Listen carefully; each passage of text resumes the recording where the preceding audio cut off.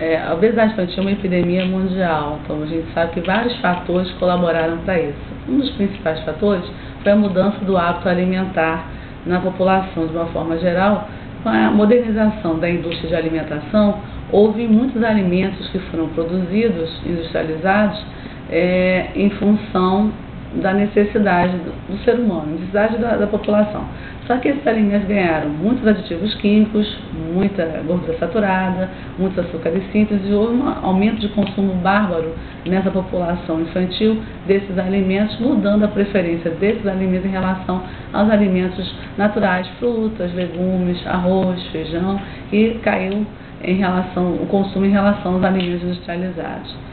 E a gente percebe com o aumento dessa população infantil com obesidade, consequentemente outras doenças estão vindo associadas, como diabetes tipo 2 e colesterol elevado, além da pressão arterial elevada também.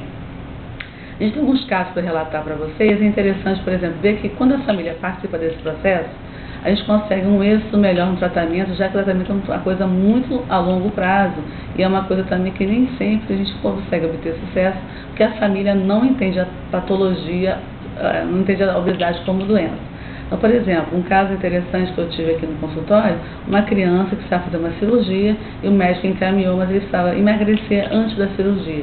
Então a família comprou essa ideia, principalmente a mãe, mudando o hábito alimentar de toda a família. Então ela mudou o cardápio, mudou sua lista de compras e a criança automaticamente ela começou a parar de ganhar peso, ela parou de ganhar peso, ela começou continuou crescendo e ela emagreceu. Então ela deu uma estabilizada nesse ganho de peso. Então ela continuou fazendo tratamento até que a criança chegou num ponto que o peso estava adequado para a altura dela.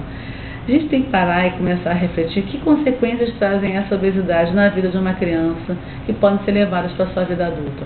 Uma das questões são essas doenças crônicas, que se não for tratada agora vai ser um candidato na idade adulta a diabetes, colesterol e hipertensão e outras coisas. Agora, outra questão é esses apelidos que ficam desde cedo na criança e que mais tarde vai se refletir. Então é muito comum as crianças chegarem aqui, tanto no hospital, extremamente tímidas, extremamente caladas, e elas muitas vezes verbalizam para mim coisas que os pais não conseguem, não estão habituados a ouvir. Tipo assim, o coleguinha da escola chamou de baleia assassina, rolha de poço. O coleguinha falou isso, a professora falou que ele é gordinho. Então, quer dizer, que tipo de apelidos que essas crianças trazem e que levam elas ao isolamento social. Então, numa atividade física, por exemplo, na escola, muitas vezes elas não participam, muitas vezes elas não querem fazer por timidez, e porque muitas vezes elas também não são escolhidas para fazer parte do time que elas estão lá no colégio. Então, tentar entender esse universo da criança e essa família entender que, mesmo dentro da família, evitar esses apelidos que podem trazer traumas para o resto da vida.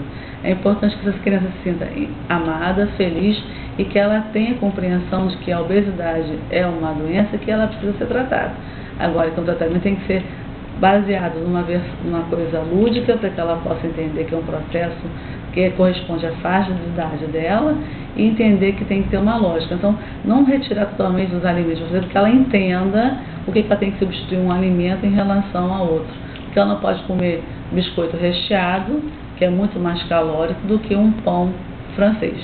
Né? Tentar entender essa criança, esse processo, uma forma de que ela entenda que é importante para que ela possa crescer com saúde, não esteticamente falando, que muitas vezes a criança quer se tornar um modelo, que é o padrão de beleza que está dito por aí, não é a regra para todo mundo. As pessoas têm que entender que elas têm que ser saudáveis e não têm que ser extremamente magras para serem felizes. Então é isso que a gente tem que estar buscando, a saúde desde cedo nas crianças, para que isso na vida futura não traga consequências graves para ela.